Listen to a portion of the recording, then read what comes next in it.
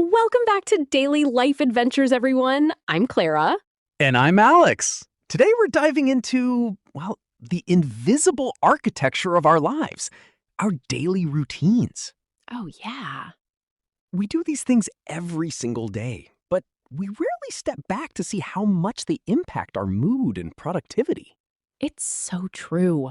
Routines are like the anchor for our day. Exactly. If my morning starts off chaotic, the rest of the day feels totally off balance. Let's start right at the beginning. Waking up.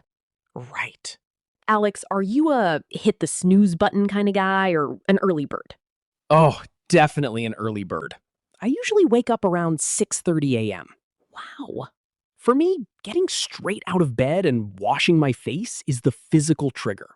It tells my brain, okay, the day has begun. Makes sense. Then I head to the kitchen for a quiet cup of tea and some cereal. What about your morning launchpad?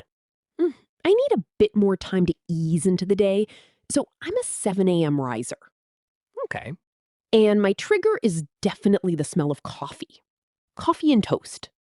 It's simple, but that ritual gives me a moment of peace before the rush. Oh, for sure. It's funny how these small habits reduce our decision fatigue. We don't have to think, we just do. Decision fatigue is exactly the right term. When you have a solid routine, you save your brain power for the tough stuff at work. Right. Speaking of which, the daytime routine has evolved so much. I sometimes work from the office, but working from home has totally shifted my habits. Right.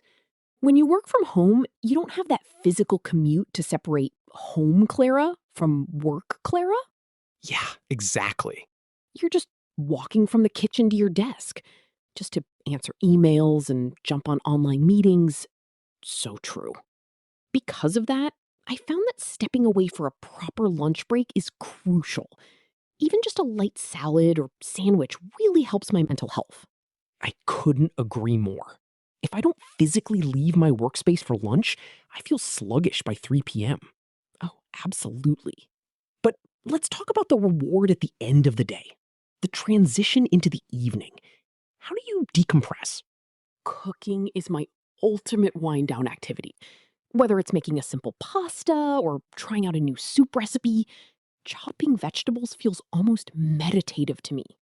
Hmm, Afterward, I usually tackle the dishes.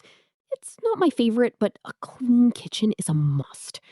Then I read a book to unplug from screens. that sounds incredibly peaceful. My evening routine is a bit different. I love to go for a long walk to physically leave the workday behind. Oh, nice. It's great exercise and it clears my head. When I get back, I might relax on the sofa, I'll watch a bit of TV, or just put on some relaxing music. Music is such a great way to signal to your body that it's time to sleep. Around 11:30, I do my final routine.